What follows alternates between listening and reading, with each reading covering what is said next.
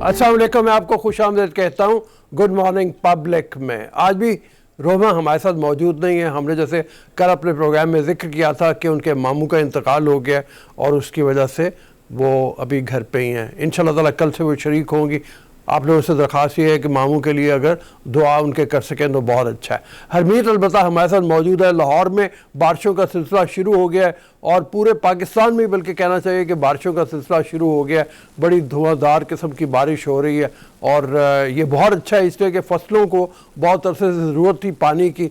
इस वक्त गंदम की फसल काश्त हुई है दूर दूर तक और उसके लिए पानी बहुत ज़्यादा मुफीद साबित होगा। इसके साथ जो लाहौर मुसलसल आ रहा था कि पोल्यूशन में, एनवायरमेंटल पोल्यूशन के हवाले से, स्मॉग के हवाले से दुनिया में पहले नंबर पे आया है, वो अब 7वें नंबर पे चला गया। हरमीत की सूरत हाल क्या है, पहले हरमीत से बात करते हैं, फिर मैं आपको बताऊंगा आज का रन डाउन क्या है और फिर डेली डोज की भी बात करेंगे। हेलो हरमीत जी, अस्सलाम वालेकुम, सत श्री अकाल, गुड मॉर्निंग रूप साहब। बिल्कुल आपने दुरुस्त फरमाया कि बारिशों का नया सिलसिला शुरू हो चुका है। बल्कि हम ये कह सकते हैं कि इस्लामाबाद की अगर मैं बात करूँ, रावलपिंडी जो मलैका इलाके हैं वहाँ पे भी बारिशों का कल से मुसलसल हम देख रहे हैं कि उसमें ठहराव जो है वो तो नहीं आ रहा है, कुछ ब्रेक जो है वो नहीं लग रही। लेकिन साथ साथ अगर मरी और दीगर इलाकों की मैं बात करूँ तो बर्फबारी का जो सिलसिला है वो भी शुरू हो चुका है। खासकर रास्तों के हवाले से रऊफ साहब हम मैसेज देना चाहेंगे तमाम तर उन लोगों को जो बाहर जाना चाह रहे हैं, जो मुख्तलिफ मरी या दीगर इलाके सवात के इलाकों में जाना चाह रहे हैं या दूसरे इलाकों में जहाँ पे वो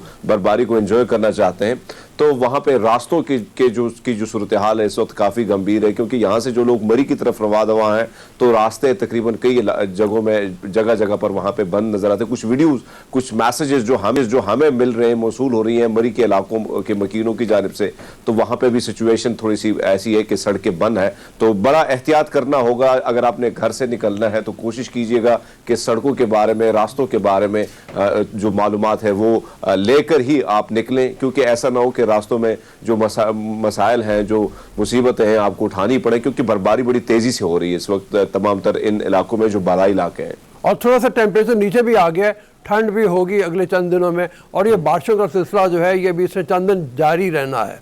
तो इसलिए एहतियात करें, अपने साथ छाता रखें, मौसम का पता करके बाहर निकलें और ये ख्याल रखें कि आपको ठंडी हवा अंदर ना लगे। अगर आप मोटर बाइक वगैरह चलाते हैं तो ऊपर को बरसाती वगैरह पहने, ऐसी जो आपको पानी से और सर्दी से महफूज रखे। खैर, हमारे यहाँ सियासत का मौसम भी खासा गर्म हुआ है और उसमें देखा जाए तो पीटीआई की फॉरेन फंडिंग केस के हवाले से खबरें गर्दिश में हैं और जो रिपोर्ट फैक्ट फाइंडिंग एक कमेटी, स्क्रूटनी कमेटी ने जो एक रिपोर्ट फाइल की है जिसके बारे में पीटीआई ने रिक्वेस्ट की थी इलेक्शन कमीशन को कि इसको खुफिया रखा जाए, वो बात उनकी नहीं मानी गई। लेकिन साथ ही अकबर एस अहमद को भी ये अकबर क्या नाम है, अकबर एस बाबर, उनको भी ये कहा गया कि आपने जो शवाहिद हैं वो पूरे मुहैया नहीं किए, उसकी बुनियाद के ऊपर कोई फैसला करना बहुत मुश्किल हो जाता है। लेकिन इस्लामाबाद में क्या सूरत हाल है हरमीत इस हवाले से फॉरेन फंडिंग केस की? जो रऊफ साहब अगर हम देखें तो कल भी जो पीटीआई के अराकीन असम्बली हैं, मिनिस्टर्स हैं, उनके बयानात बड़े खुश नज़र आ रहे थे। हालांकि अगर हम देखें तो कई सारे जो अपोजिशन है उनकी तरफ से इल्ज़ाम भी लगाए जा रहे हैं, इल्ज़ामात का सिलसिला भी चल रहा है।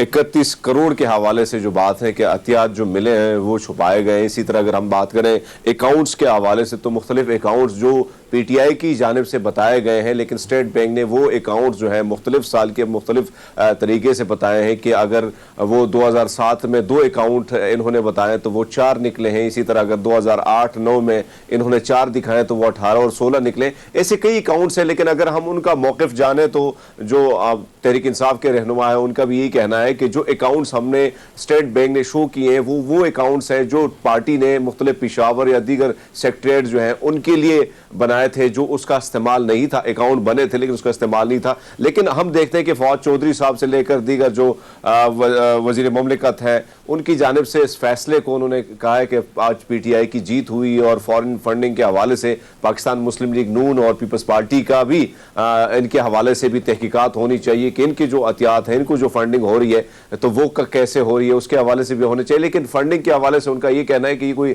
दहशतगर्दाना कार्रवाइयों में या ऐसे मुल्क में तखरीबकारी के हवाले से ये फंड जो है बाहर से लोगों ने जो पार्टी फंड किया है तो वो उसी में इस्तेमाल तो नहीं हुआ, लेकिन हम देखते हैं कि इस वक्त पीटीआई जो है वो काफ़ी उनके जो लोग हैं वो काफ़ी हमने मुख्तलिफ टेलीविजन स्क्रीन पर भी देखे, और कल जब क्योंकि इलेक्शन कमीशन का जो ऑफिस है बिल्कुल हमारे ऑफिस के करीब ही है, और कल हम वहाँ पे गए तो सारी चीज़ें वहाँ पे भी देखी, तो बहुत सारी चीज़ें जो हैं वहाँ वो उनकी बॉडी लैंग्वेज में बड़ा एतमाद पाया जा रहा है पाकिस्तान तहरीक इंसाफ की के जितने भी अरकान हैं। लेकिन अगर अपोजिशन की बात करें तो उनके ताबड़तोड़ हमले जो है वो उसी तरह जारी हैं, और उसी तरह चोरी और चक्के और इसी के जो इल्जामात हैं वो अब भी चलते आ रहे हैं। रुख थोड़ा सा मोड़ा हुआ है, और वो ये रुख इस तरफ भी मोड़ा हुआ है कि जो परवेज़ रशीद और मरियम नवाज की एक और ऑडियो टेप लीक हुई है और उस हवाले से बातचीत हो रही है, उसमें जो सहाफ़ियों बाज़ के बारे में ज़बान परवेज़ रशीद साहब ने इस्तेमाल की उसके ऊपर भी PFUJ ने काफ़ी एतराज़ात किए हैं, और ये कहा है जो जर्नलिस्ट की बॉडी है उसने कहा है कि ऐसी ज़बान इस्तेमाल नहीं की जानी चाहिए। और वो जो गुफ्तगू हो रही है कि एक ख़ास प्रोग्राम एक चैनल का, उसके ऊपर दोनों तीनों जो बैठते हैं सहाफ़ी वो जो गुफ्तगू करते हैं वो नून लीग को सपोर्ट नहीं करती, तो उस हवाले से भी काफ़ी ज़्यादा वो गुफ्तगू हो रही है। ये दोनों चीज़ें गर्मा गर्म है। हरमीत, उस हवाले से कोई बात हुई है आपकी किसी से?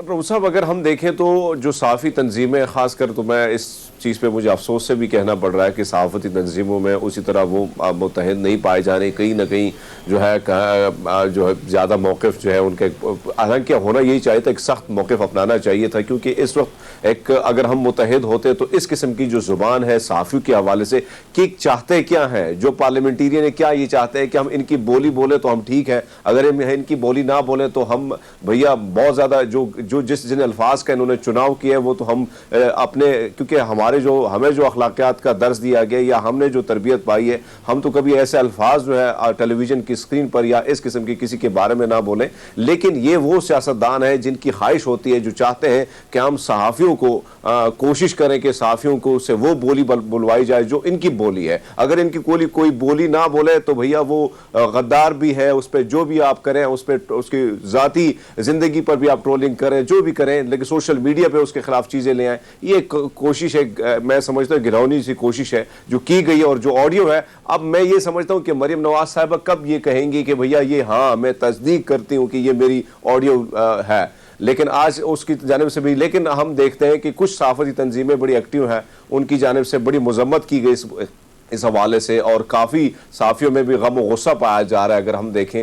लेकिन पीटीआई जो है, पीटीआई ने भी सहाफ़ती तंजीमों के साथ इस वक्त, क्योंकि ज़ाहिर बात है पॉलिटिक्स तो करनी है उन्होंने, और सहाफ़ियों के साथ उन्होंने इज़हार यकजहती भी करना है, क्योंकि इसमें देखें तो बहुत सीनियर सहाफ़ी हैं, मैं ऐसे ऐसे सहाफ़ियों को जानता हूँ, ठीक है कुछ सहाफ़ियों का अपना एक तरीका होता है बात करने का, अपना एक स्टाइल होता है बोलने का, लेकिन मैं कुछ ऐसे नाम जानता हूँ जो बड़े बैलेंस रहते हैं, जो कभी बायस नहीं होते हैं। रऊफ साहब, उनके बारे में इस किस्म के अल्फाज इस्तेमाल करना बहुत ही अफसोसनाक है। जी बिल्कुल, ऐसे में मतलब ये हम गुफ्तगू जब आगे बढ़ाएंगे तो एक उनमें से सहाफ़ी हमारे साथ मौजूद होंगे, हम उनके साथ चल के बात करेंगे, मज़हर अब्बास साहब। लेकिन मैं थोड़ा सा ज़रा बता दूं आज का रनडाउन क्या है, फिर हम आगे प्रोग्राम को बढ़ाते हैं।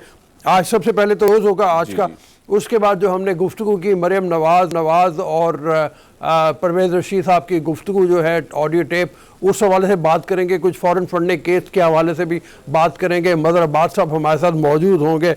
लाहौर में ओमिक्रॉन बढ़ने लगा है, कराची के बाद पंजाब में भी इसकी सूरत हाल में इजाफा हो रहा है, और लाहौर में ख़ास तौर पर केसेस में इजाफा हुआ है, कुछ इस हवाले से बात करेंगे।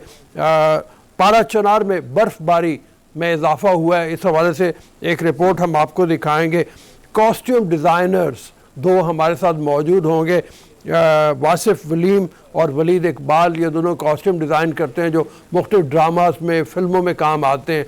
ये ड्रामे के अंदर इंडस्ट्री इतनी हमारी फैल गई है तो कॉस्ट्यूम डिज़ाइनिंग का शोबा जो है उससे भी बड़ी तरक्की की है, इस हवाले से आपकी बात कराएंगे।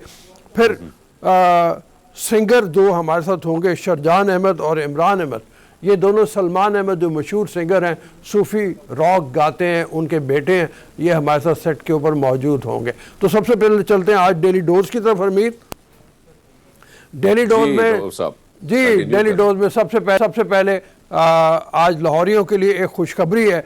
लेस्को ने ऑनलाइन सर्विसेज का एक इजरा किया है और लेस्को लाइट के नाम से एक मोबाइल एप्लीकेशन है जो लॉन्च कर दी गई है। इसके तहत सार्फिन जितने भी हैं लेस्को के, वो अपने मोबाइल स्क्रीन के ऊपर एंड्रॉयड फ़ोन, एंड्रॉयड सिस्टम के ऊपर वो देख सकेंगे उनके बिल कितने आ रहे हैं, उनकी बिजली कितनी खर्च हो रही है, बिजली आ कितनी रही है। ये पूरे का पूरा निज़ाम उनको अपने फ़ोन के ऊपर नज़र आ जाएगा। कमाल है जी। इसके हवाले से वो शिकायत भी दर्ज करा सकेंगे, वो ट्रैक भी कर पाएंगे कि उनकी एप्लीकेशन जो शिकायत की है या उन्होंने कोई अगर अप्लाई किया है तो वो किस तरफ कहाँ तक पहुँची हुई है। तो ये बड़ा अच्छा है, बड़ा अच्छा है। मतलब बड़ी कमाल की एप्लीकेशन है। वैसे रऊफ साहब, मैं तो अप्रिशिएट करूंगा क्योंकि टेक्नोलॉजी के इस दौर में हम आगे बढ़ रहे हैं और मुख्तलिफ चीज़ें, खासकर जो कंप्लेंट है, आप शिकायत लगाने के लिए जाते हैं या फ़ोन नंबर पे कॉल करते तो बड़ा मुश्किल भी होता है। एप्लीकेशन के जरिए आप अपनी जो भड़ास है भैया वो भी निकालें। हाँ। और आपको ये भी पता चलता है कि हाँ मैंने कितनी बिजली इस्तेमाल की, कितना गैस इस्तेमाल किया, पानी का बिल या दीगर हवाले से जो है पूरी चीज़ें डिटेल जो है आपकी स्क्रीन पे, मोबाइल की छोटी सी स्क्रीन पे आपके सामने होंगी। तो इससे बड़ी बात और क्या हो सकती है। बहुत अच्छा इनिशिएटिव लिया गया है। कुछ दिन पहले आपको अगर याद हो, वासा के MD हमारे साथ मौजूद थे और वो बता रहे थे कि डिजिटल मीटर्स वासा के लगाने की तैयारी हो रही है। उसमें भी फिर यही होगा, अगर डिजिटल मीटर लगेगा तो एंड्रॉयड उसके भी एप्लीकेशन होगी, वो भी आपकी फ़ोन स्क्रीन के ऊपर आपको नज़र आ जाएगा आपने कितना पानी इस्तेमाल किया और आपका बिल कितना आ रहा है। बहरहाल लेस्को का अच्छा काम है अगर ये इस तरीके से आ रहे हैं। उम्मीद है कि बाकी शहरों में भी इसकी फौरी तौर पे एक इसी तरह की सहूलियात जो हैं वो मुहैया की जाएंगी। अगली खबर की तरफ चलते हैं। जापान में दिमागी बीमारियों का इलाज अब टमाटरों से होगा। कभी आपने ये सुना था हरमीत? क्या बात है जी। रऊफ साहब पहली बार सुन रहा हूँ, आप सुना रहे हैं। हाँ, मजा आ रहा है। ये टमाटर जो हैं ये स्पेशली ग्रो किए गए हैं और जेनेटिक इंजीनियरिंग के अंदर इनके सीड्स जो हैं उनके अंदर ऐसे अज़ा शामिल किए गए हैं जो एंजाइटी और दूसरे इस तरह भी कैफियत जो होती है ना इंसान को, उस तरह की दूसरी जो हैं केमिकल जो पैदा हो जाए उनका इलाज करने के लिए आसाब को सुकून पहुंचाएंगे। ये आपको ये एक यूनिवर्सिटी है, शायद इसका नाम सोकोबा यूनिवर्सिटी है जापान की, जिसने ये इंजीनियरिंग जेनेटिक इंजीनियरिंग ये की है। और ये जनाब टमाटर खास तौर पर जापान आप जानते ही हैं दुनिया में बड़ी तेजी से उसने तरक्की की और ऐसे से कुदरत ने ना, कुदरत सारी चीज़ों के बारे में अगर देखें हम, चाहे फ्रूट्स हैं, फल हैं, सब्जियां हैं, हर चीज़ में रब ने कोई ना कोई गुण ज़रूर पाए जो है उसमें डाले हुए हैं। और वो गुण से फ़ायदा उठाना सिर्फ क्या है भैया, आपने थोड़ी बहुत खोज लगानी और खोज लगा के आपको अंदाज़ा होता है। हम देखते हैं कि सब्जियों से, फ्रूट से, मुख्तलिफ चीज़ों से कई किस्म के जो है इलाज हो रहे हैं। और ये जापान की जानिब से अब ये एक नया इक़दाम जो है टमाटर के ज़रिए, टमाटर तो हम सिर्फ चटनी के लिए इस्तेमाल करते थे, तड़के के लिए इस्तेमाल करते थे, लेकिन हम कमाल है वही दिमाग का इलाज। हाँ, आपका कभी जाना हुआ है जापान में? मेरा जाना हुआ है, मैं टोक्यो रहा हूँ 10 दिन। नहीं, हाँ अच्छा, टोक्यो रहे सर आप? हाँ, जापानी वैसे तो है, बड़े मीठे सॉफ्ट से लोग हैं। हाँ, बहुत सॉफ्ट से लोग हैं, बहुत हुई है सर। और मतलब ये है कि टोक्यो में जो 10 दिन मैंने गुजारे, कमाल, सारा शहर लगता है कि जैसे एक आप कोई खलाई लैब में आ गए हैं। इतना ज़्यादा एडवांसमेंट है वहाँ पे और ऊंची ऊंची इमारत, चूँकि जापान का जो ज़मीन है वो कम है और उसके हवाले से उनको ज़ाहिर है ऊंची इमारतें बनानी पड़ती हैं। फिर जापान के बारे में ये भी है कि वहाँ ज़लज़ले बहुत ज़्यादा आते हैं, तो उन्होंने इंसानी मेहनत ऐसी की है कि जिसकी बुनियाद के ऊपर ऐसी इमारतें बनाई जाती हैं जो ज़लज़ले से शौक कम से कम हो। तो बड़ा कमाल है। ये भी जो हमने ख़बर भी आपको दी, ये भी उनकी इंजीनियरिंग का, उनकी साइंस का एक कमाल है। तो इसको भी जितना अप्रिशिएट किया जाए। अगली खबर पे हम आते हैं। जुड़वा भाई बहन लेकिन सालगिरह अलग अलग साल में, ये सुना था कभी आपने? रऊफ साहब, हिंदुस्तान पाकिस्तान की आज़ादी अगर हम देखें तो, लेकिन यहाँ पे ये लग रहा है कि कुछ ना कुछ वक्त ऐसा हुआ होगा कि क्योंकि 12 बजे का टाइम शायद से पहले एक बच्चे की पैदाइश हुई होगी और शायद उससे बाद जो है 12 बजे के बाद जब दूसरा दिन बदला होगा तो शायद ऐसा ही होगा। साल भी मुख्तलिफ है। सी खबर है रऊफ साहब, बड़े मजे की है। साल भी मुख्तलिफ है, लेकिन डिटेल हम आपसे जानने चाहेंगे। हाँ, ये अमेरिका में एक जुड़वा बच्चे पैदा हुए हैं। एक बच्चा 2021 में पैदा हुआ है और दूसरा बच्चा 2022 में पैदा हुआ है। इसलिए इनका साल भी अलग अलग है। तो वो ये हुआ कि एक बच्चा जो है वो 11:45 पे पैदा हुआ और दूसरा बच्चा 15-16 मिनट के फासले से पैदा हुआ, तो वो 2022 में आ गया। तो जनाब दिन भी मुख्तलिफ और साल भी मुख्तलिफ, ये कमाल खबर है। मतलब आप अगर देखा जाए दोनों भाई जुड़वा हैं और सालगिरह मतलब दो ही केक कटेंगे। दो अलग अलग केक कटेंगे। एक 2021 के हवाले से अपनी सालगिरह मनाएगा, एक 2022 के हवाले से अपना मनाएगा। 15-16 मिनट का ये फ़र्क था। अच्छा, अमेरिका में जुड़वा बच्चे काफ़ी ज़्यादा तादाद में पैदा होते हैं। हर साल तकरीबन 1,20,000 जुड़वा बच्चों की पैदाइश होती है, लेकिन इस तरह का वाक़या होना है जिसकी बुनियाद के ऊपर इसको शामिल किया गया। ठीक है जी, अगली खबर की तरफ आते हैं। दुनिया की मुअम्मर तरीन खातून जो हैं, इनका ताल्लुक भी जापान से है और 119वीं सालगिरह इन्होंने अपनी मनाई। तो इन्होंने कैसे मनाई, ये हरमीत बड़ी मतलब आपके लिए भी सोचने की बात है कि इन्होंने क्या किया होगा 119वीं सालगिरह के मौके के ऊपर। सर इस उम्र में अगर हम देखें तो यहाँ पे तो इस उम्र तो खैर हम पहुँचते नहीं हैं, लेकिन इससे कबल जो है पहले ही हमारी जो है लटकना शुरू हो जाते हैं भैया कि अब तो घोड़े कम करना छोड़ गए, ये कम करना छोड़ गए। लेकिन ये कमाल है कि 119 का वो सालगिरह भी बना रही है। शायद इसने कुछ केक के साथ साथ कोई चुस्के भी लिए होंगी, कोल्ड ड्रिंक की कह सकते हैं हम। हाँ, आप बिल्कुल सही पहुंचे हो। इनको कोका कोला बहुत पसंद है, सॉफ्ट ड्रिंक कोका कोला बहुत पसंद है इनको, और इन्होंने अपनी सालगिरह जो है उसके ऊपर भी तकाजा ये किया कि इनको कोका कोला पिलाई जाए। तो जनाब इनको कोका कोला पिलाई गई और बड़ी खुश हुई। तो इन्होंने कमाल मतलब अंदाज में अपनी सालगिरह का जश्न मनाया।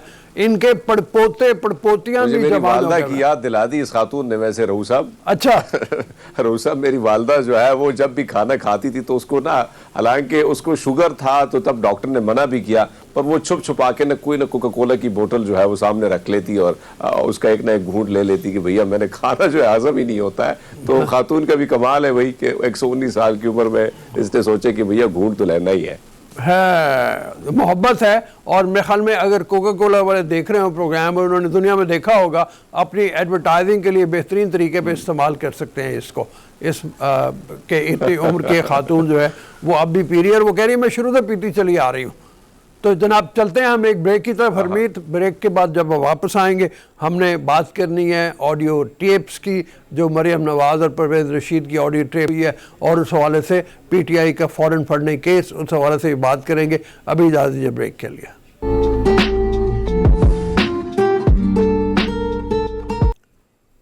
Welcome to the show after the break. आज 94वीं सालगिरह है शहीद जुल्फ़िकार अली भुट्टो साहब की, जिसके बारे में कहा जाता है कि शहीद उनको पीपल्स पार्टी के लोग कहते हैं। कंट्रोवर्शियल था उनका बहुत ज़्यादा दौर जो रहा है, लेकिन उस हवाले से बहुत ज़्यादा कंट्रोवर्सीज पैदा हुई।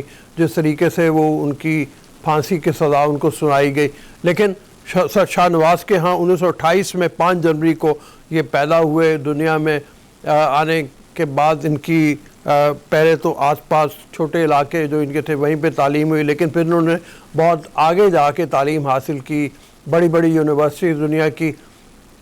तो अभी हमारे साथ मदर अब्बास साहब भी मौजूद हैं, उनसे भी बात करेंगे इस हवाले से जुल्फ़िकार अली भुट्टो की कंट्रीब्यूशन क्या है। लेकिन 3 कंट्रीब्यूशन उनकी ऐसी हैं जिसके बारे में जिसको क्रेडिट लेती है पीपल्स पार्टी को लिया जाना चाहिए। एक तो कॉन्स्टिट्यूशन जो 73 का आइन है, वो एक ऐसी डॉक्यूमेंट है जिसने मुल्क को बहुत बुनियाद फ्राहम की। एक ऐसे सानहे के बाद जब 71 की जंग के बाद पाकिस्तान जो है वो 2 लख्त हो गया, मशरक़ी पाकिस्तान अलग हो गया, बांग्लादेश बन गया और पाकिस्तान मगरबी पाकिस्तान की सरहद तक महदूद रह गया। तो 73 का कॉन्स्टिट्यूशन जो है वो बहुत बड़ी कंट्रीब्यूशन है, जैसे मैंने कहा। इसके बाद फिर एटमी प्रोग्राम जो है पाकिस्तान का, उसको जिस तरीके से भुट्टो साहब ने शुरू किया और उसको बाद के आने वालों ने भी आगे बढ़ाया, लेकिन उसका सेहरा भुट्टो साहब के सर है कि उन्होंने एटमी प्रोग्राम को शुरू किया। और तीसरी बहुत बड़ी कंट्रीब्यूशन इस्लामिक समिट है 1974 में जो हुई, एक ऐसे मुल्क में जो काफ़ी ज़्यादा उसको ज़ख्म लगे हुए थे। कॉन्स्टिट्यूशन के बाद ये दूसरा बड़ा कारनामा था कि यहाँ पे तमाम इस्लामी दुनिया के लीडरों को लेके आना और उनसे तजदीद अहद करवाना कि इस्लामी दुनिया मिल के काम करेगी। और बहुत से इसमें मुआहदे हुए, बहुत सी बातें हुई जिनको आगे चल के मतलब एक आप कहें कि बुनियाद भी बनी एटमी प्रोग्राम की भी। उसकी बुनियाद इसलिए बनी कि अच्छा, हमारे साथ मज़हर अब्बास साहब मौजूद हैं, हम अपनी गुफ्तगू को जारी रखेंगे। असगर जी रऊफ, मेरी आवाज़ आ रही है आपको? जी, आपकी आवाज़ बिल्कुल आ रही है। मैं ज़रा जिक्र कर रहा था पहले जुल्फ़िकार अली भुट्टो साहब का, आज 94वीं बरसी है। ज़रा कुछ उस हवाले से भी मैं कह रहा था कि 3 बड़े कंट्रीब्यूशन तो ख़ास तौर पे हमें मालूम है। एक 73 का आइन हो गया, एक 1974 में जो इस्लामिक समिट हुई, और फिर एटमी प्रोग्राम। इस हवाले से आप ज़रूर बात कीजिए, फिर आगे चलते हैं। जी बहुत बहुत शुक्रिया। मेरा ख्याल है कि जुल्फ़िकार अली भुट्टो पाकिस्तान की सियासत के गालिबन वाहिद रहनुमा हैं जिनकी सियासत का आगाज़ जो है एक लाइब्रेरी से हुआ। और ये खुद कुदरतुल्लाह शहाब साहब ने शहाबनामे में लिखा है कि सबसे पहले उनको सिकंदर मिर्ज़ा ने जब मिलवाया और तो उनसे ये कहा कि ये नौजवान जो है बैरिस्टर बहुत टैलेंटेड है और ये ऐवान सदर की लाइब्रेरी का मुताला करना चाहता है सिंध के हवाले से। और बकौल कुदरतुल्लाह शहाब के उन्होंने चंद दिनों में पूरी लाइब्रेरी छान मारी। और वो उससे उनकी उस जीनियस का भी अंदाजा होता है। फिर ये कि अब पहली मरतबा ये तारीखी हकीकत है कि सिकंदर मिर्ज़ा उनको लेकर आए, अयूब खान की कैबिनेट का वो हिस्सा बने। लेकिन जो सबसे पहला उनका कंट्रीब्यूशन था वो ये था कि उन्होंने जितने नौजवान साइंसदान थे,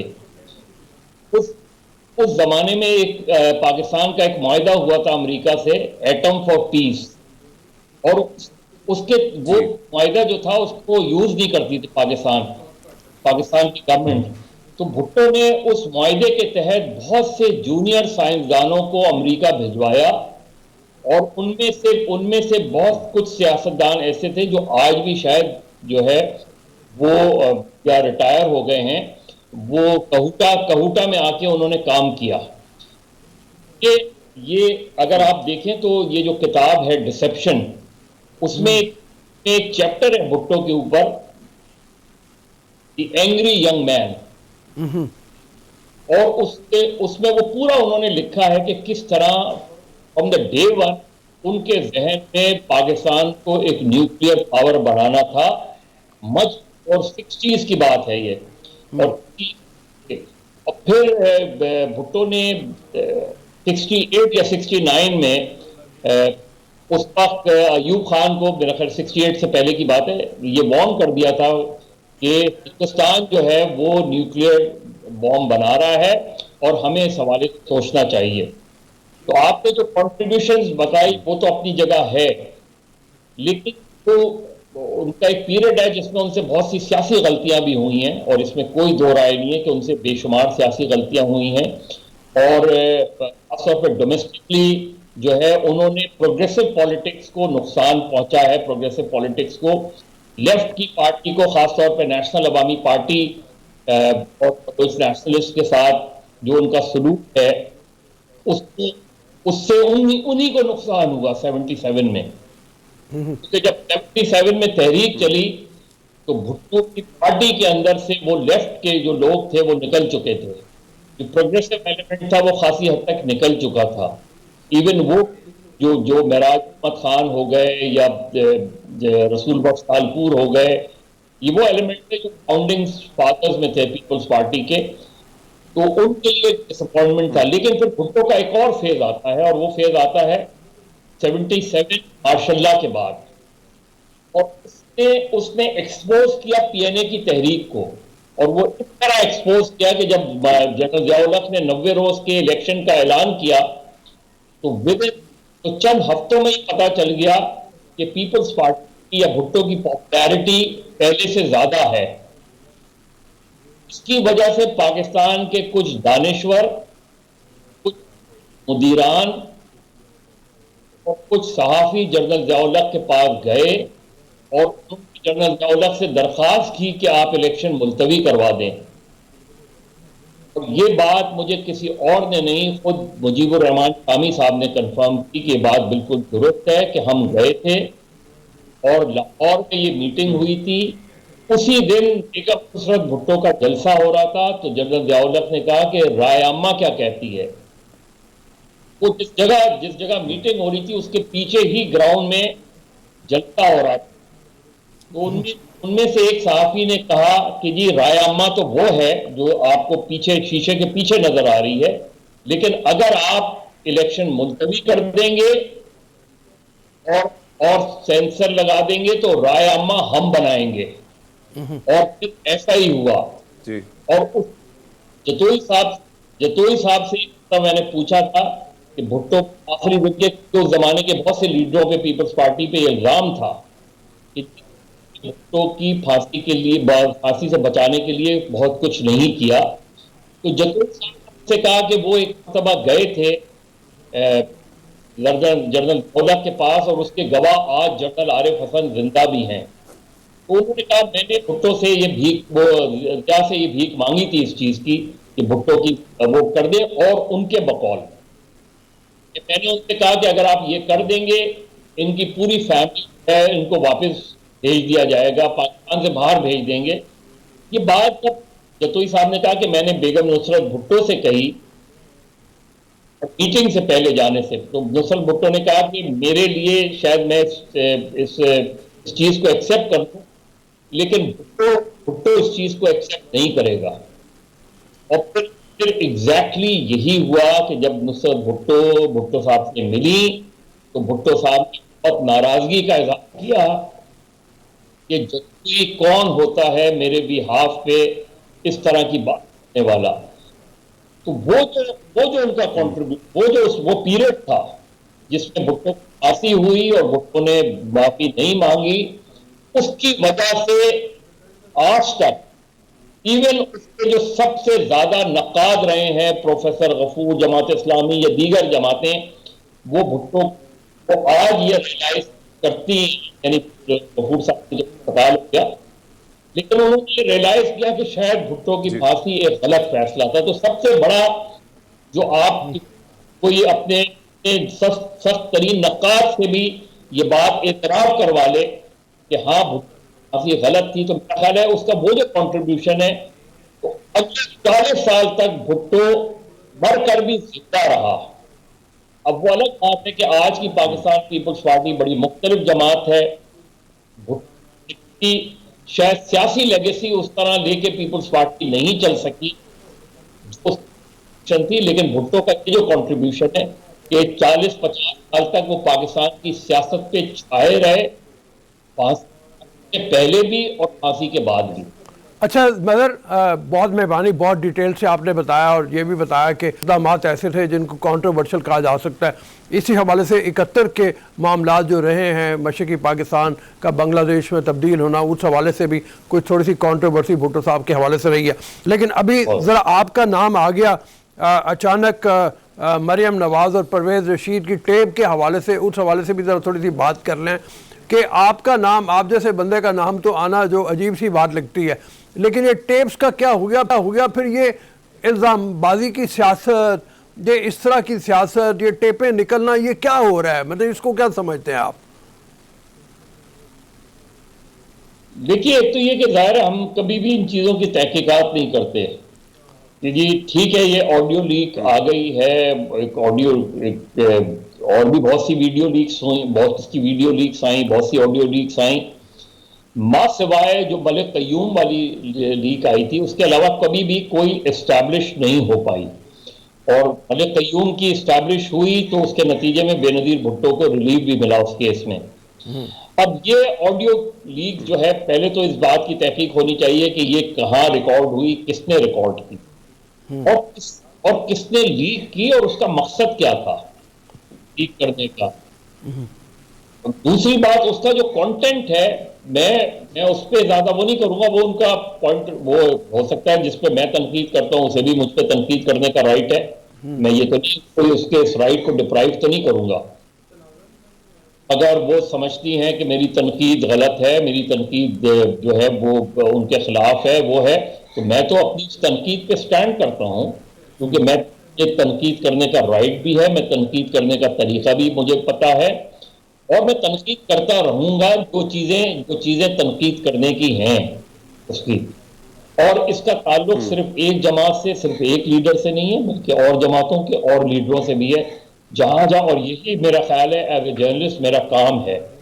लेकिन तनकीद और तज़हीक में फर्क होता है। आप बेशुमार इंतहा तनकीद कर सकते हैं किसी के ऊपर, लेकिन तज़हीक का राइट ना मुझे है ना किसी और को है। बाकी अपने अपने ज़र्फ की बात है, और मैं समझता हूँ इसको लार्जर पिक्चर में देखना चाहिए कि as a journalist, as a media person, हमारी ओवर द इयर्स क्या क्या गलतियां रही हैं, हम कितने कितने आगे चले जाते हैं अपने कॉन्टैक्ट्स को अपनी दोस्तियों में तब्दील करने में। हमारे यहाँ बहुत से ऐसे लोग भी हैं जो सहाफत को सियासत की सीढ़ी के तौर पे इस्तेमाल करते रहते हैं। इसलिए ही कि वो सहाफ़ी रहे, कॉलम लिखे, और उसके बाद उन्होंने कोई ना कोई सियासी जमात ज्वाइन कर ली, और फिर जब वो उसके वापस आए तो उन्होंने दोबारा कॉलम्स लिखने शुरू कर दिए। और कॉलम्स अगर आप लिखने का राइट आपको है, लेकिन आपको ये देखना चाहिए कि आप अपना फिर एट्रीब्यूट करें अपने आप को जहां से आप बिलोंग करते हैं, क्योंकि आफ्टर ऑल आपने कोई ना कोई सियासी जमात ज्वाइन कर ली है। तो ये हमारे भी ड्रॉबैक्स रहे हैं। तो मुझे या ओवरऑल किसी को कोई प्रॉब्लम नहीं है, कम से कम मुझे जाती तौर पे, कि अगर मुझे कोई तनकीद करता है तो मुझे कोई प्रॉब्लम नहीं है, मैं उसका जवाब उसी लिहाज से देता हूँ। लेकिन एक बाउंड्री जो है वो मेरा ख्याल है हमें सबको, सियासत में भी, सहाफत में भी, और एक आम जिंदगी में भी, कि मुझे किसी की तस्दीक करने का राइट नहीं है, क्योंकि फिर बात जो है वो तनकीद से आगे चली जाती है और तनकीद पीछे रह जाती है। बिल्कुल ठीक है। आपको जितना हम जानते हैं मजहर साहब। जी हरमीत, जी रोहू साहब, अगर टाइम है तो। मजहर साहब, जितना हम आपको जानते हैं, जितना मैं आपको फॉलो कर रहा हूँ, मैं ऑन एयर कह रहा हूँ कि मैंने कभी आपको बायस नहीं पाया, बल्कि जिस तरह आपकी गुफ्तगू होती है, जिस तरीके से आप गुफ्तगू करते हैं, उसमें तल्ख मिजाज या उस किस्म के जो अल्फाज है वो हमने नहीं देखे। लेकिन बहरहाल एक मौक़िफ़ है उनका। लेकिन तनकीद की आपने बात की, तनकीद की हद तक तो हमारा काम है तनकीद करने, या कई सारी चीज़ें ऐसी हैं कि सामने ले आना। लेकिन उस ऑडियो में जिस तरह जानवर का एक लफ्ज़ इस्तेमाल किया गया है, फिर और जो गुफ्तगू है वो आपने भी सुनी होगी, तो ऐसे में क्या लगता है कि इस किस्म की गुफ्तगू कभी इश्तिहारात को बंद कराना, फिर कभी इस किस्म की ऑडियो जो है वो सामने आना, लेकिन ऐसे में सहाफती तंजीमों की खामोशी पर आप क्या कहेंगे? क्यों हम इतने, आज अगर देखें तो कोई उसी तरह मजम्मत जो है भरपूर तरीके से नहीं आई जो आनी चाहिए थी? देखिए, वो जो पीएफयूजे के जो मेरा ख्याल 2-3 ग्रुप्स हैं, उन सब ने बयान जारी किया है, उन सब ने इसकी मजम्मत भी की है उन्होंने, और ये भी मुतालबा किया है एक पीएफयूजे जिसके सेक्रेटरी जनरल नासिर जैदी साहब हैं, उनका मैं देख रहा था कि उन्होंने ये भी मुतालबा किया है कि मरियम नवाज और परवेज रशीद साहब अपने इन अल्फाज पर माफ़ी मांगें जो उन्होंने कहे हैं।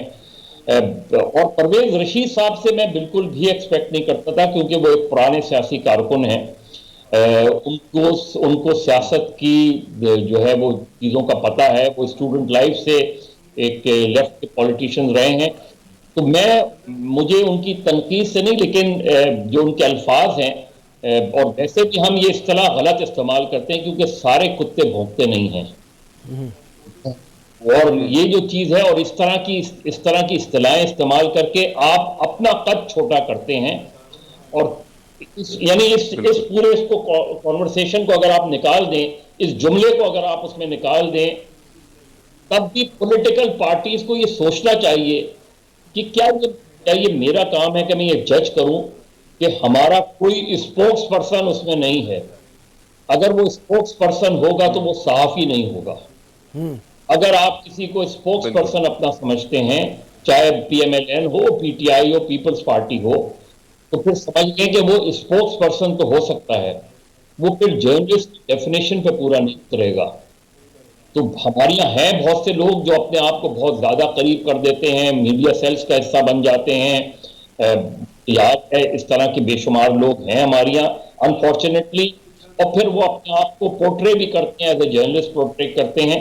तो वहाँ हमारे लिए बहुत सोचने का मकाम है कि हम इसको प्रॉपरली डिफाइन करें और फिर हमारी टीमें जो हैं वो इस पोजीशन में भी हों कि अगर वो समझते हैं कि अगर कोई सहाफी किसी जमात के मीडिया सेल का हिस्सा बना हुआ है और उसे नजर आ रहा है मीडिया सेल के लिए, तो फिर ये कॉन्फ्लिक्ट ऑफ इंटरेस्ट है और ऐसे लोगों को अपनी सफों से हमें निकालना चाहिए।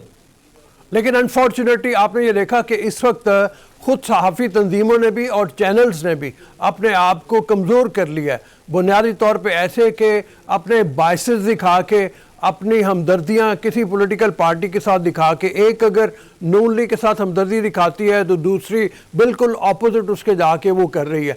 ये बहुत ख़तरनाक पहलू नहीं हो गया? जी बिल्कुल बिल्कुल सही कह रहे हैं राहुल। और अब ये मुझे 2022 में और 2023 के इलेक्शन से पहले मुझे और ज़्यादा इसमें शिद्दत आती नज़र आ रही है। ये बहुत ही खतरनाक ट्रेंड है और इसका टारगेट कौन बनेगा? अल्टीमेट इसका टारगेट मैं और आप बनेंगे।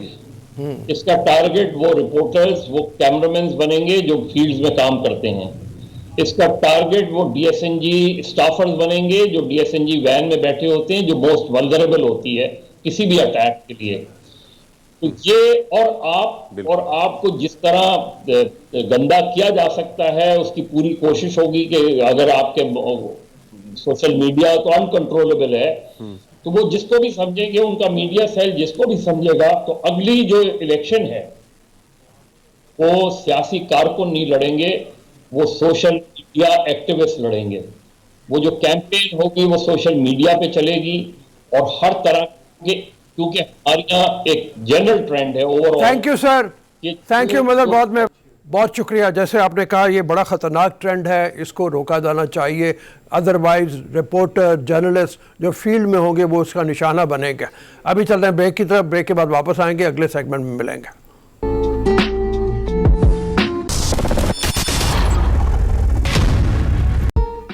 जी welcome to the show after the break. हम बात करते हैं ज़रा थोड़ी सी पाकिस्तान में उस फरसूदा निज़ाम की जिसके तहत अभी तक अमीर बहुत अमीर और गरीब बहुत गरीब है, और अमीर का जो गरीब से सलूक है वो इस काबिल नहीं है कि उसका जिक्र भी किया जाए, उसकी सिर्फ ज़्यादा से ज़्यादा उसको क्रिटिसाइज़ ही किया जा सकता है।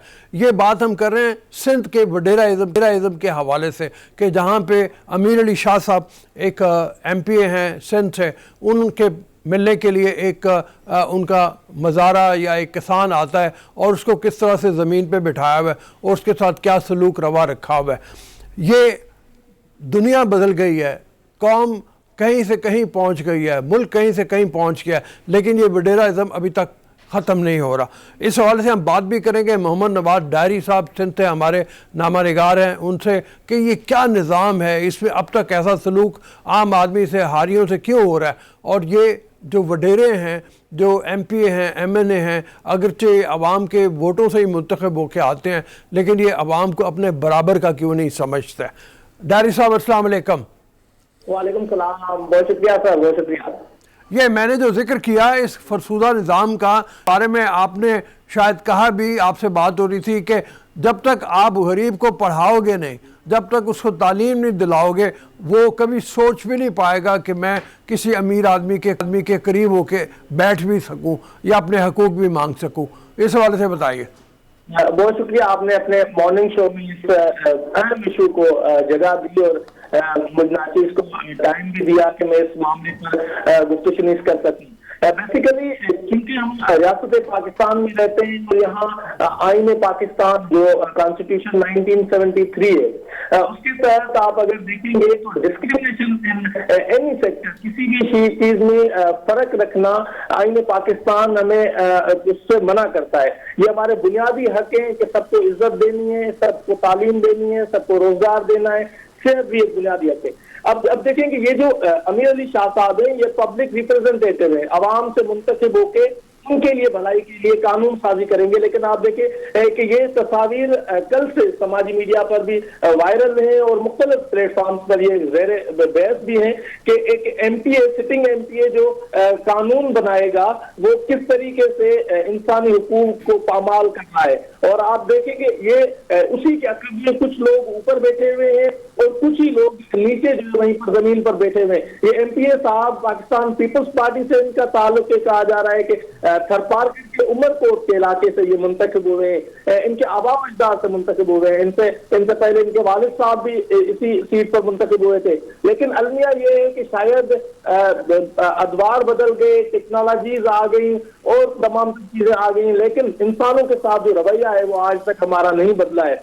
तो से एक कानून के तालिब इल्म, एक सहाफत के तालिब इल्म के तौर पर यकीनन एक इंसानी अलमिया है कि आज भी सिंध के मुख्तलिफ अजला में ये फ्यूडलिज्म जो सिस्टम है वो वडेरा सिस्टम है, उसके तहत लोगों को अपने बुनियादी हुकूक से जो है वो दस्तबरदार किया जाता है, तालीम से उनके बुनियादी जो हक है वो गर्द किए जाते हैं। और अगर आप इस मामले पर कोई आवाज उठाते हैं या कोई बात करते हैं तो फिर वो कराची जैसे कॉस्मोपॉलिटन शहर में भी लाजिम जोशो जैसा केस हमारे सामने आया और दीगर इलाकों में आप अगर देखेंगे जहां जहां आप जाएंगे और सिंध के देहात में जाएंगे इंक्लूडिंग बलोचिस्तान, केपी के और वो इलाके जहां जहां तालीम का रेशो कम है वहां पर आपको इस तरीके के सिस्टम नजर आएगा। लेकिन ये बदकिस्मती से ये थरपारकर का इलाका है जहां पर शायद सूबाई हुकूमत दावे तो करती है कि हमने सहूलियात के अंबार लगा दिए हैं, लेकिन आज भी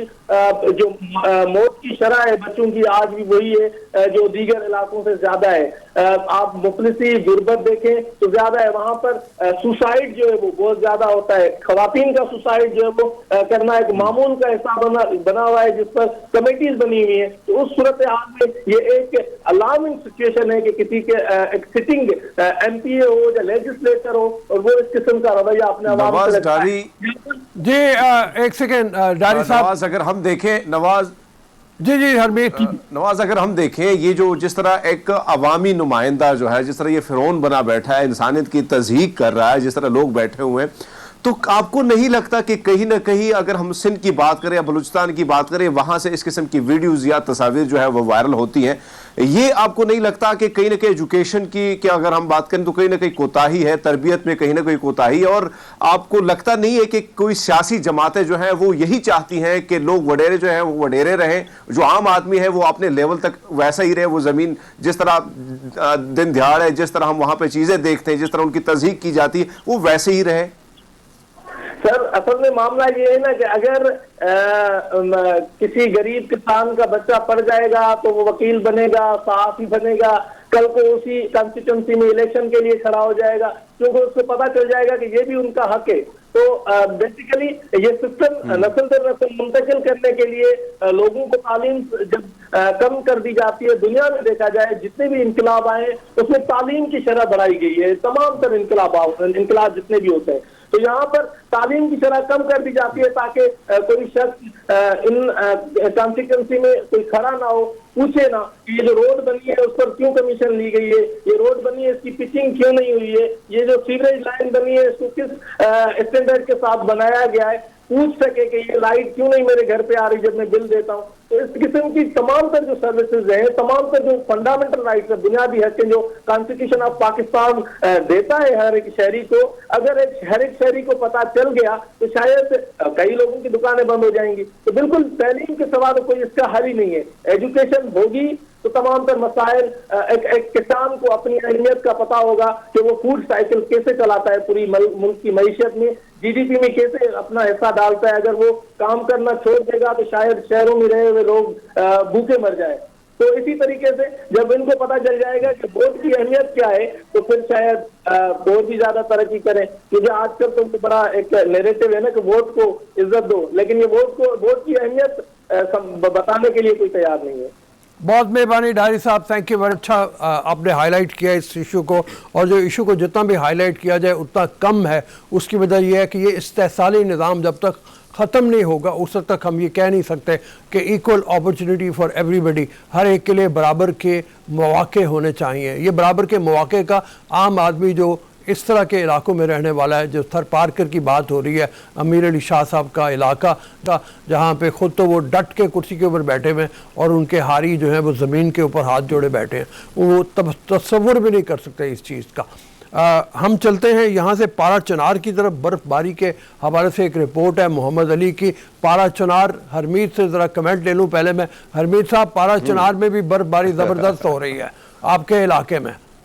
रोज़ा बहुत ठंडा इलाका है, बहुत ठंडा इलाका है, और हम देखते हैं वहाँ पे उमूमन जो है बर्फबारी बहुत ज़्यादा होती है, और एक साइड इलाका है, साइड एरिया पिशावर से टाइम लगता है पहुँचते पहुँचते, लेकिन खूबसूरती के साथ साथ वहाँ हम देखते हैं कि सर्दियों में और मौसम गर्मा में भी बहुत खूबसूरती मौसम होता है। लेकिन मैं तो ज़्यादा बातें करने से पहले मैं तो सोचता हूँ कि भैया दिखाई देते हैं ये वहाँ की जो रिपोर्ट है, हाँ, ये जो मनाजिर हैं वहाँ की बर्फबारी के। चलिए चल के पहले मोहम्मद देखते हैं पारा चनार के हवाले से, फिर इस बात को भी आगे बढ़ाते हैं और अगले सेगमेंट में भी हम आपसे मुलाकात करते हैं। लेकिन पहले पारा चनार से मुतालिक एक रिपोर्ट बर्फबारी की।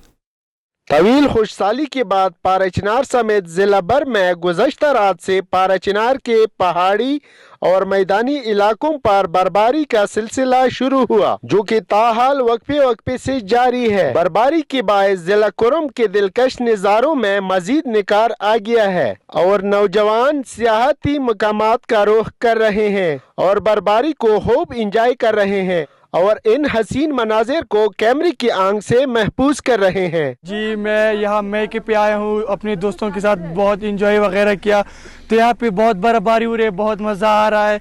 स्पेशली जब यहाँ पे बर्फबारी होती है, स्नोफॉल होती है, तो आपको नथिया गली, एबटाबाद और स्वाद जैसा माहौल मिलेगा, बल्कि उससे अच्छा माहौल मिलेगा। मुकामी लोगों के अलावा दीगर इलाकों से भी लोग आ रहे हैं और बर्फबारी को खूब इंजॉय कर रहे हैं। महकमा मौसमियात के मुताबिक पारा चनार समेत जिला भर में जुमेरात तक वक्फे से बारिशों और बर्फबारी का सिलसिला जारी रहेगा। मोहम्मद अली, पब्लिक न्यूज़, पारा चनार, जिला कुरम। जी, आपने रिपोर्ट देखी और पारा चनार कभी जाना हुआ? मैं इनसे आपका पहले तारुफ करा दूँ और फिर इनसे भी पूछते हैं। ये ड्रामा और फिल्म इंडस्ट्री के हवाले से कॉस्ट्यूम डिज़ाइनिंग एक स्पेशलाइज्ड फील्ड है, जिसके बारे में लोगों को पढ़ना पड़ता है, लोगों को तहकीक करनी पड़ती है, उसके बाद इस इंडस्ट्री में कदम रखा जाता है। इन्होंने कितना पढ़ा? ये डॉक्टर वासिफ वलीम है जो कॉस्ट्यूम डिज़ाइनर हैं, वैसे ये पेशे के लिहाज से डॉक्टर हैं, फिजियोथेरेपिस्ट हैं, लेकिन ये इन्होंने शोबा अपने लिए चुना। अस्सलाम वालेकुम जी। वालेकुम सलाम। तो पहला तो ये पारा चनार का हमने आपको रुख करवाया, आपको दिखाया, कोई इस तरफ जाने का कभी इत्तेफाक हुआ, देखी हो बर्फबारी वहाँ जाकर? अनफॉर्चुनेटली नॉट, वहाँ पे तो नहीं, लेकिन मरी इस्लामाबाद में गया हूँ। अच्छा। लेकिन अभी तक वहाँ पे नहीं गया, लेकिन आई थिंक मुझे जाना पड़ेगा ये रिपोर्ट देखने के बाद। हाँ, ये देखें ना कितनी शानदार रिपोर्ट थी। अभी हरमीत से मैं आपकी बात भी करवाता हूँ। हरमीत, पारा चनार की रिपोर्ट आपने देखी, क्या शानदार मंजर थे भाई, ज़बरदस्त किस्म के। ये बताओ, पारा चनार में फिर इन दिनों को विंटर स्पोर्ट्स भी होती हैं? रोज़ा, नॉर्मली तो बहुत सारी चीज़ें जो खैबर पख्तूनख्वा की जो हुकूमत आई है, तो ज़्यादातर उनकी कोशिश होती है कि मलम जमा और इन इलाकों में रखी जाए सारी चीज़, लेकिन हाँ पारा चनार में हुआ करती थी। इस बार का मुझे नहीं पता, लेकिन हाँ अगर हम बर्फबारी के हवाले से देखें तो उमूमन काफ़ी ज़्यादा जो है यहाँ पे बर्फबारी होती है। और मौसम मैंने जिस तरह अर्ज़ किया इससे कबल के गर्मियों का मौसम भी अगर हम बात करें तो वहाँ पे काफ़ी ठंड होती है, मौसम बहुत कमाल का होता है। ऐसे में आपको लिहाफ जो है वो ओढ़ना पड़ता है। और अगर हम अब भी बात करें तो भैया कमाल के ये मनाजिर थे, बड़े खूबसूरत। और ये जो गाले पड़ रहे हैं बर्फ़ के सफ़ेद और पूरी चादर ओढ़ी हुई है ये जो वादी है, पूरी वादी ने, तो वहाँ के ये जो इलाके हैं, खासकर तीरा का जो इलाका है, फिर दीगर ऐसे इलाके हैं, वहाँ पे बर्फबारी का जो सिलसिला, वहाँ पे ग्रीनरी जो है इंतहाई होती है। अगर हम देखते हैं तो बहुत ही खूबसूरत इलाके हैं, वहाँ पे जो पगडंडियाँ हैं कुदरती जो हम देखते हैं, लेकिन उमूमन सैर सियाह के हवाले से बहुत कम अवेयरनेस है इन इलाकों की तरफ। कुरम का जो ये इलाका है ये भी काफ़ी खूबसूरत है, लेकिन उसके हवाले से कोशिश, जिस तरह अब ये रिपोर्ट आई है तो हमारी भी कोशिश होगी कि हम अवेयर करें, लोगों को बता सके कि मरी, सबात, कालाम के अलावा ये जो खूबसूरत मनाजिर है पारा चनार के और दीगर इलाकों के, कुरम के जो इलाके हैं, वहाँ पे भी अगर आप जाना चाहें तो एक तो लोग बड़े मेहमान नवाज हैं, बड़े प्यारे लोग हैं। वहाँ पे जाके आप जिस तरह वो मेहमान नवाजी करते हैं, होटलिंग का सिस्टम ना होने के बराबर है। लोगों के अपने अपने डेरे हैं, लोग आपको वार्मली वेलकम करते हैं। तो मैं समझता हूँ कि जितने भी सयाह हैं कोशिश करें, बड़े सेफ जोन हैं, बड़े सेफ इलाके हैं, महफूज इलाके हैं। अब तो जो जिस तरह हमारे अफवाज पाकिस्तान ने जिस तरह बेदरीग कुर्बानियाँ देकर इन सारे इलाकों को बड़ा महफूज बना दिया है, तो आप जाए वहाँ पे जो इलाके हैं उसको एंजॉय करें भाजी।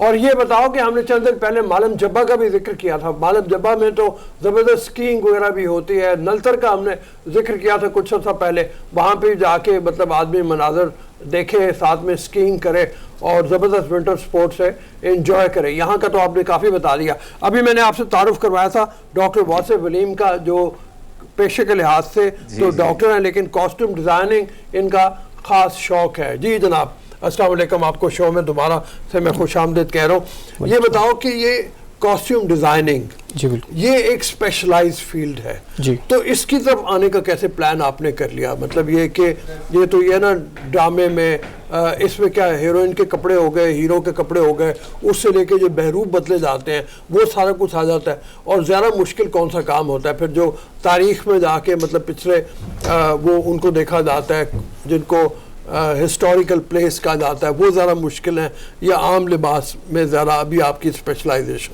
जी first of all thank you so much for inviting me, और मुझे ये अपॉर्चुनिटी दी कि कॉस्प्लेइंग के हवाले से मैं लोगों को अवेयर कर सकूं।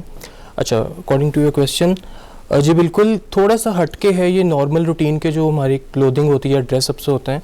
सो कॉस्प्लेइंग इज़ बेसिकली दो वर्ड्स से मिलके बना है, कॉस्ट्यूम से और play to perform it, to play the following character you are fan of, so this is basically cosplay।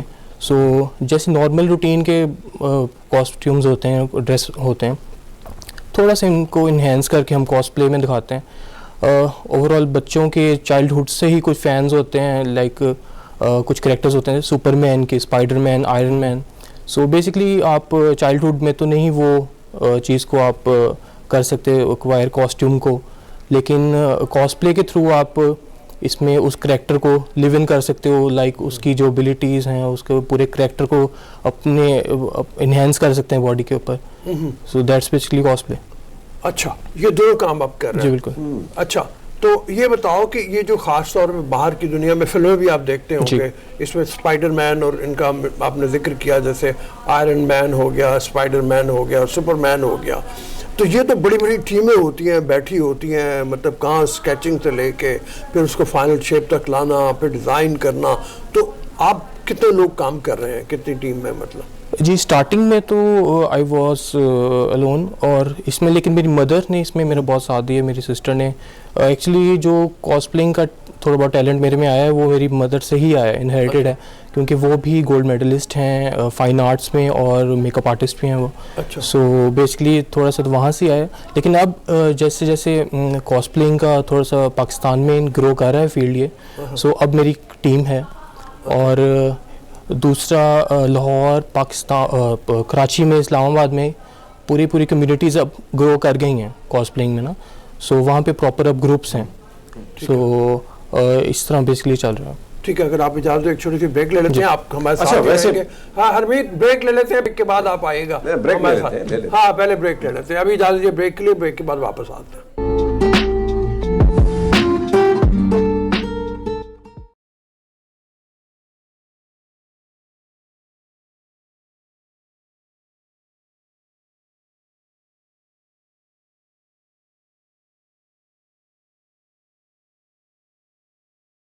जी, ये आपने मुख्तलिफ कॉस्ट्यूम के हिस्से देखे, जिस तरीके से हम बात कर रहे थे अभी थोड़ी देर पहले वासिफ वलीम से, किस तरह से ये फिल्मी जो कैरेक्टर्स हैं उनको डिज़ाइन किया जाता है। आप तस्वीर भेज दें अपनी और उसके मुताबिक आपको डिज़ाइन करके दे दिया जाएगा। जी बिल्कुल। कितने बड़े पैमाने पे आप कर रहे हैं? जी अब तो काफ़ी ग्रो हो गया है, लाइक अब मुझे फ़ॉरेन से भी ऑर्डर्स आते हैं इस पे, और पाकिस्तान में भी काफ़ी मैं स्लैब्स की मूवीज़ कर चुका हूँ और शॉर्ट फिल्म्स कर चुका हूँ। ठीक है। हाँ जी। और कितनी देर लग जाती है एक मतलब फ़र्ज़ किया सुपरमैन का आपने कॉस्ट्यूम डिज़ाइन किया है, तो ये आप हर बच्चे के साइज़ के मुताबिक आप उसको करके देते हैं, और या मतलब आपने कोई बना के रखे हुए हैं जो मतलब स्टैंडर्डाइज हैं वो भेज दिए जाते हैं फिर? जी इट डिपेंड्स कि उस कॉस्ट्यूम की क्या डिटेल्स हैं। लाइक सुपरमैन की कॉस्ट्यूम है तो उसमें हार्डली 1 मंथ भी लग सकता है, 1 महीना लग जाता है। जी बिल्कुल। और अडल्ट्स की मैं करता हूँ, बच्चों की नहीं मैं करता। जैसे थैनोस की कॉस्ट्यूम मैंने बनाई है एक, सो उसमें अराउंड मुझे 6 to 7 months लगे थे। अच्छा, और वो अब काफ़ी पॉपुलर हो रही है। मेरा सबसे लेटेस्ट काम वही है, सो आई होप सो कि वो डिस्प्ले कर अगर दें। कोई बच्चे बनवाना चाहे मुतासिर होकर आपसे, जी। मतलब इस तरीके से, तो वो भी है, लेकिन ये आपने सिर्फ शोभा रखा है अभी अपना कि आप जो प्लेज हो गए या ड्रामाज हो गए कि उन तक की अभी महदूद रखेंगे इसको? जी, मेरा प्लान तो है कि मैं इसको और ग्रो करूं, और by the grace of God अब मुझे लोग अप्रोच कर रहे हैं अपनी शॉर्ट फिल्म्स और ड्रामास के लिए भी, ठीक है, कि हमें वो प्रॉप्स और उनकी कॉस्ट्यूम्स बना के दें। ठीक है। हरमीत का सवाल था। जी हरमीत। अच्छा वासिफ, वैसे चलो मान एक लम्हे के लिए मान लें कि मैं सुपर सिंह का किरदार कर रहा हूँ, ठीक है, और अगर हम देखें जो ज़्यादातर स्पाइडरमैन और सुपरमैन इनकी चड्डी ज़्यादातर बाहर ही पहनी होती है, तो इसके लिए ये क्या वजह है, क्यों अंदर क्यों नहीं पहन लेते ये लोग? तो सुपर सिंह को क्या चड्डी बाहर ही पहनाओगे या अंदर होगी? और इसके वैसे कैरेक्टर अगर हिस्टोरिकल होगा तो कितना टाइम लगेगा कॉस्ट्यूम बनाने के लिए? जी, अगर हिस्टोरिकल है तो उसमें डिटेल्स काफ़ी आ जाती हैं, और उसमें आपका पूरा R&D का फैक्टर होता है। लाइक उसमें काफ़ी ज़्यादा आपको रेफरेंसेस, मैं तो इस तरह काम करता हूँ, लाइक रेफरेंसेस काफ़ी ज़्यादा मैं अपने सामने रखता हूँ, वीडियोस उस बार बार मैं एक क्लिप को देखता हूँ, हर सेकंड के पार्ट को देखता हूँ कि इसमें उन्होंने क्या यूज़ किया है, इसमें कौन सी डिटेल्स आ रही हैं। तो बेसिकली अगर हिस्टोरिकल कैरेक्टर है तो उस पर काफ़ी आपको मेहनत करनी पड़ती है। और ये अच्छा वासिफ, क्या ऐसा हुआ है आपके साथ कि कभी कॉस्ट्यूम आपने तैयार किया है और हीरोइन या हीरो के लिए, और अचानक वो उसके पाँव में मोच आई हो, तो आपने बोला भैया मैं तो डॉक्टर भी हूँ, तो ऐसा कहीं हुआ है सेट में कभी? जी बिल्कुल, एक दो दफ़े ऐसे इंसिडेंट हुए हैं कि उनको मेडिकल हेल्प भी मुझे साथ साथ देनी पड़ी उन्हें। अच्छा, कॉस्ट्यूम पहनाते हुए जबरदस्ती। 2 in 1 है आप। वो जो हरमीत का जो सवाल था वो रह गया कि अगर हरमीत को सुपर सिंह बनाना हो तो फिर क्या क्या करना पड़ेगा, मतलब इसके लिए? जी, सुपर सिंह अगर इनको बनाना है तो ऑब्वियसली इनकी मुझे मेजरमेंट्स लेनी पड़ेगी, इनको स्पेसिफिक अगर इनके माइंड में कोई डिज़ाइन है उस डिज़ाइन को मुझे फिर डिजिटली बनाना पड़ेगा, फिर उसके पैटर्न्स बनते हैं, फिर उसका 3D मॉडल बनेगा, और उसके बाद सारी फैब्रिकेशन और क्राफ्टिंग होगी। हर चीज़ जो है जो भी आप डिज़ाइन करते हो पहले उसको कंप्यूटराइज मतलब करते हो डिज़ाइन? जी बिल्कुल, पहले सो ऑन पेपर सब कुछ होता है, डिज़ाइन जो क्लाइंट के होते हैं, डिमांड्स हैं, तो वो ऑन पेपर उनको दिखाते हैं हम स्केच बना के, उसके बाद वो डिजिटल डिज़ाइन बनता है, उसके बाद क्लाइंट अप्रूव करता है उसको डिज़ाइन को, ठीक है, उसके बाद सारी फैब्रिकेशन और फिजिकली हम उसको बनाते हैं। अभी तक कितने तकरीबन क्लाइंट्स ऐसे हैं जिनको? अच्छा वासिफ, अब तक हाँ चलो यही सवाल मेरे ख्याल में हरमीत का भी है। जी हरमीत। जी हाँ वासिफ, अब तक कितने कौन से ऐसे मशहूर कैरेक्टर या ऐसे अदाकार जो हैं जिनके लिए अपने कॉस्ट्यूम तैयार किए और वो काफ़ी हिट भी हुआ हो या लोगों ने पसंद किया हो कि भैया कमाल है? जी, फ्री फायर की वीडियो थी जिसमें फलक शबीर ने फीचर किया था, उनके लिए मैंने बनाया था, और रहीम परदेसी के लिए मैंने बनाए हैं, मोमिना दुरेन उनकी, मोमिना मुनीर सॉरी, उनकी बनाई है कॉस्ट्यूम्स, और शबीर जाफरी, उमर भट्ट जो फेमस टिकटॉकर है उनके लिए बनाई है। अच्छा जी, और इंटरनेशनली एक आइसलैंड के 2 हैं पर्सन्स, उनकी कॉमिक बुक थी रिलीज़ हुई, और उनके नेशनल टीवी पे उनका इंटरव्यू भी आया था वो कॉस्ट्यूम्स के साथ। ये बड़ा ज़बरदस्त है भाई, इंटरनेशनली जा रहा है बच्चा, ज़बरदस्त काम कर रहा है। अच्छा, अब आपने जैसे बताया कि एक आपको बनाने के लिए तकरीबन 6 महीने भी लग जाते हैं, तो इसमें फैब्रिक शामिल है, आपके ऊपर के हेलमेट वगैरह जिस क्या कहते हैं उसको जो सर पे पहना जाता है? जी हेलमेट ही कहा जाता है। हेलमेट है, बाजुओं के ऊपर हैं पहनने वाले स्पेशल हैं, वो सारे ये चीज़ें शामिल हैं। ये शामिल करके आप कह रहे हो कि तकरीबन आपको 6 महीने लग जाते हैं? जी बिल्कुल। इसमें और ये सारा आपको मतलब बनी बनाई कोई चीज़ भी मिल जाती है जिसको थोड़ा सा तब्दील करना पड़े, या मतलब शुरू से सारा कुछ लेके आपको चलना पड़ता है? बनी बनाई ऐसा नहीं मिलती, लेकिन उसमें कुछ ऐसे फैब्रिक के पार्ट्स होते हैं जो फिर हमें बाहर से ऑर्डर करवाने पड़ते हैं। अच्छा, तो बाहर के ऑनलाइन स्टोर से, फिर बाकी मोस्टली चीज़ें यहाँ पे हम फैब्रिकेट करते हैं, और इसमें डिफरेंट मटेरियल्स होते हैं, लाइक ईवा फोम होता है, बेसिकली ईवा फोम ही कॉस्ट्यूमिंग में यूज़ करते हैं, लेकिन अब 3D प्रिंटिंग जो कि एक काफ़ी ग्रोइंग फील्ड है पाकिस्तान में, अब 3D प्रिंटिंग भी हम कर रहे हैं, और मैं पाकिस्तान में पहला कॉस्प्लेयर हूँ जिसके पास एक 3D प्रिंटर अवेलेबल। ये मेरे ख्याल में लोगों को ज़्यादा समझ आएगा अगर एक दफ़ा हम फिर दिखा सकें जो इनकी बनाई चीज़ें हैं, वो स्क्रीन के ऊपर आप दिखा सकें। मैं इनसे मीनवाइल बात भी करता हूँ, लेकिन यह है कि लोगों को पता चले कि ये किस तरीके से बना रहे हैं ये कॉस्ट्यूम, और फिर बाहर की दुनिया तक पहुँच गए हैं अब माशाल्लाह। तो ये देखें, ये फिर चलाने लगे, हम इसको दिखाते हैं आपको।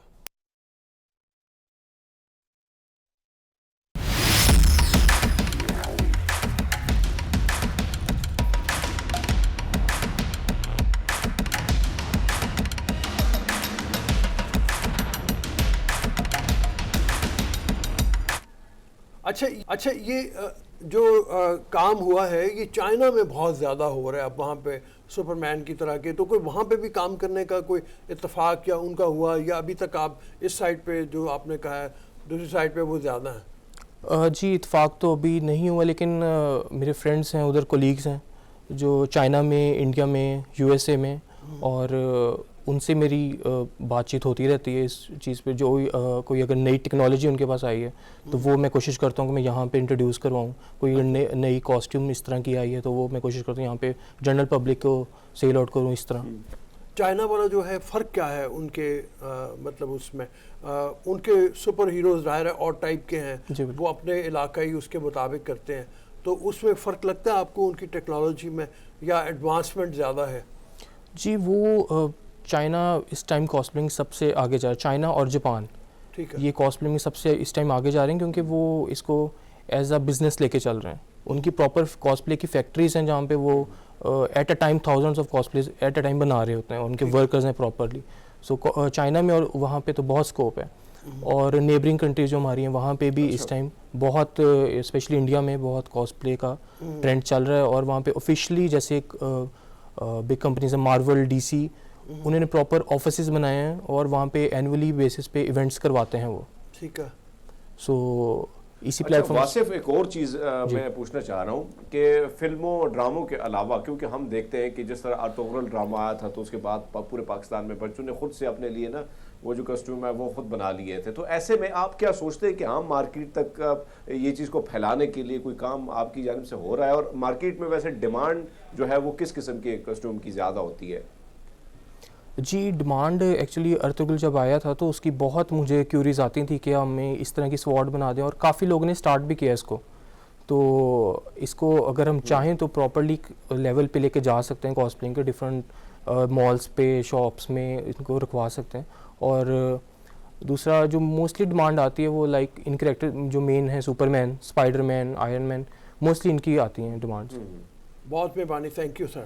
Thank you. बहुत वासिफ वलीम हमारे साथ मौजूद थे, कॉस्ट्यूम डिज़ाइनिंग को एक नया रंग दिया है इन्होंने, आम पब्लिक से ज़्यादा ये स्पेशलाइज्ड फील्ड में काम कर रहे हैं, बाहर से भी डिमांड है, उनको बना के दे रहे हैं। अल्लाह करे आपका कारोबार दिन दुनी रात चुगनी तरक्की करे और आप पाकिस्तान का नाम रोशन करें। अभी जा दीजिए एक ब्रेक के लिए, ब्रेक के बाद वापस आएंगे, अगले सेगमेंट में आपसे मुलाकात होगी। Thank you sir. Thank you so much.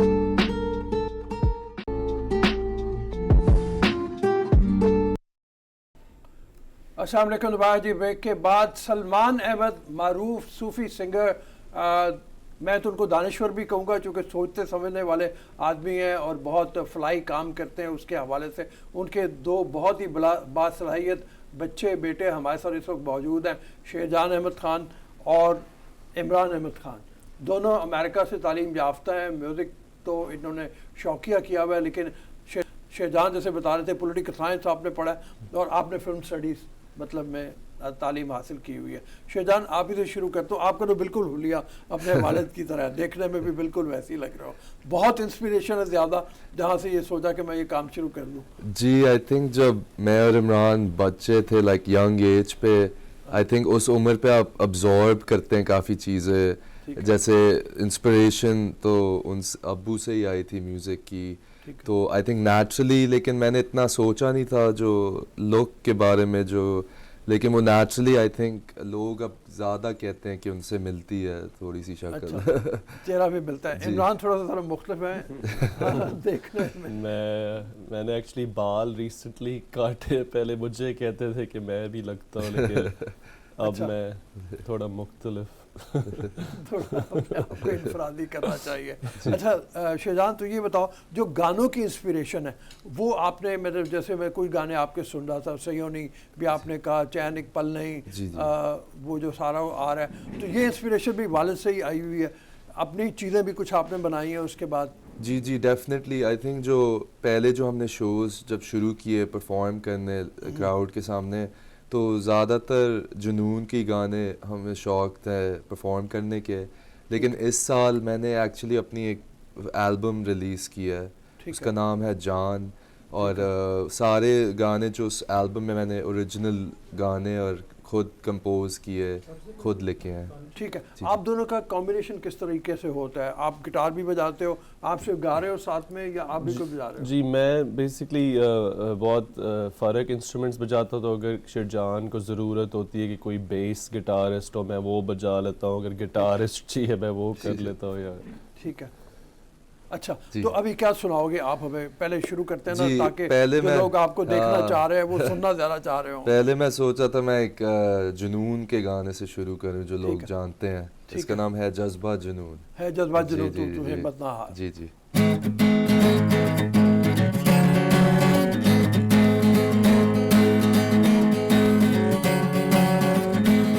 है जज्बा जुनून तो हिम्मत ना हार,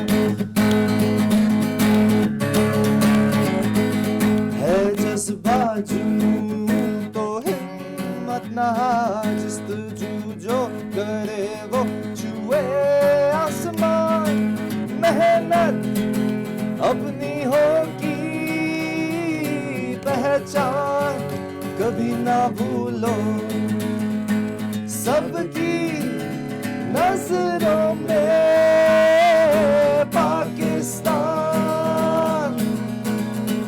कभी ना भूलो पाकिस्तान है तुम्हारा, पाकिस्तान है हमारा।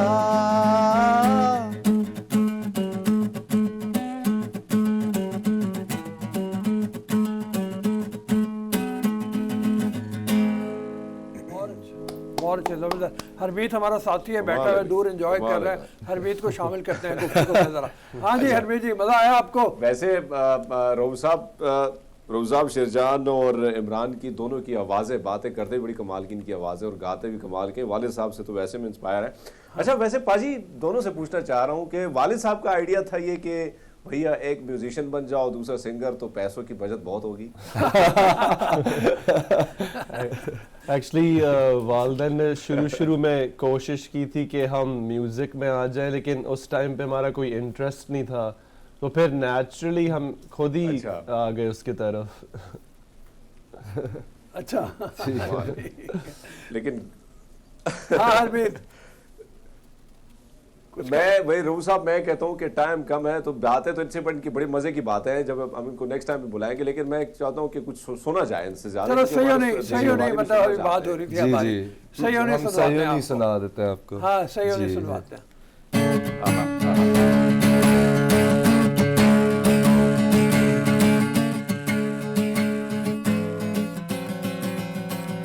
सयोनी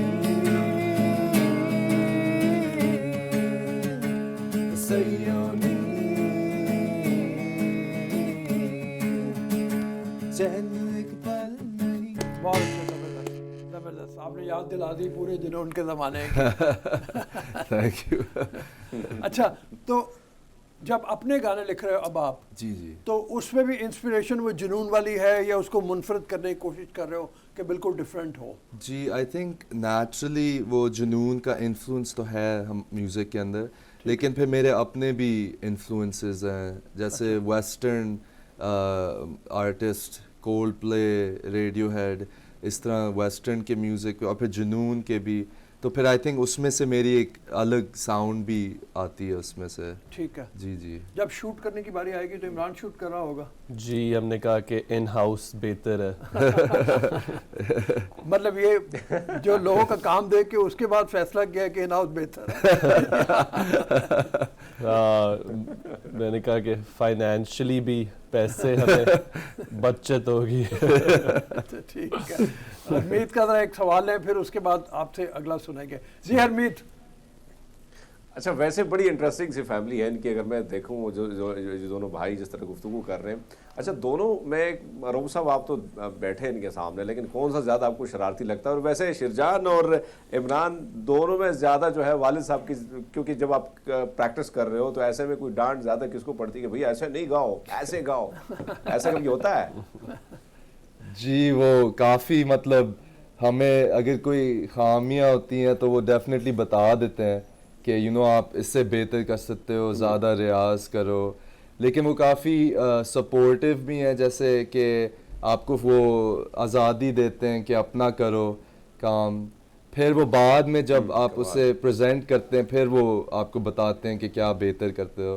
तो आई थिंक वो क्वालिटी अच्छी होती है कि वो एकदम से ज़्यादा नहीं यू नो घुस जाते और आपका जो प्रोसेस है उसे इंटरफेयर नहीं करते। तो लेकिन वो बहुत मतलब एक यू नो ग्रेट मेंटोर है हम दोनों के लिए, जिसमें वो हमें स्ट्रेंथ और वीकनेसेस भी बताते हैं।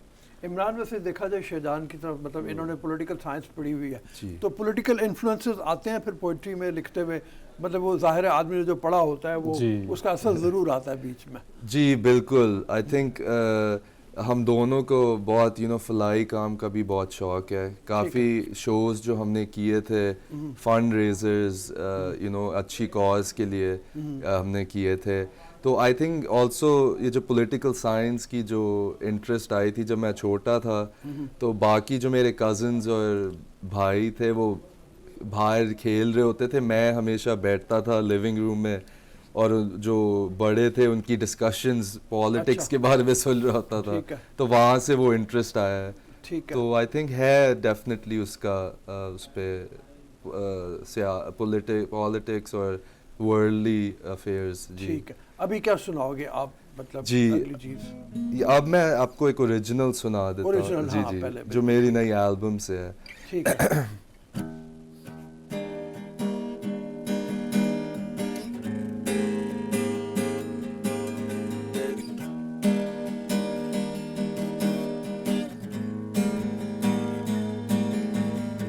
यादें पुरानी तेरी मेरी यादें,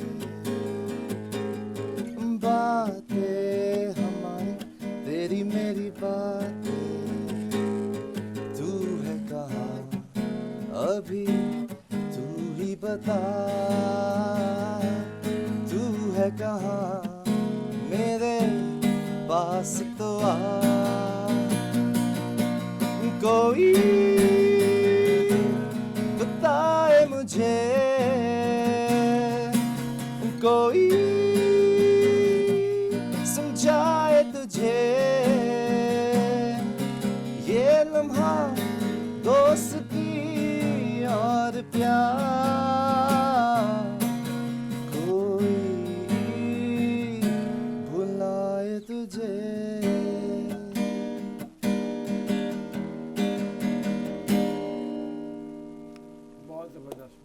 बहुत शुक्रिया आप लोगों का, thank you very much. Thank you so much. Allah ताला आपको बहुत ज़्यादा कामयाबी दे अपने आइंदा वेंचर्स में, और ज़रा बेहतर काम करें, और फोक जितना है उसको भी इस्तेमाल करें, अपना लोकल जो है उसको करते हुए। अभी इजाज़त चाहते हैं आपसे, इंशाल्लाह मुलाकात होगी कल, इंशाल्लाह ताला रोमा भी हमारे साथ मौजूद होगी और हम शो तीनों आपकी खिदमत में पेश करेंगे, हरमीत भी, मैं भी और रोमा भी। अभी इजाज़त दीजिए, अल्लाह हाफ़िज़। Thank you, Thank thank you, you so sir. Much.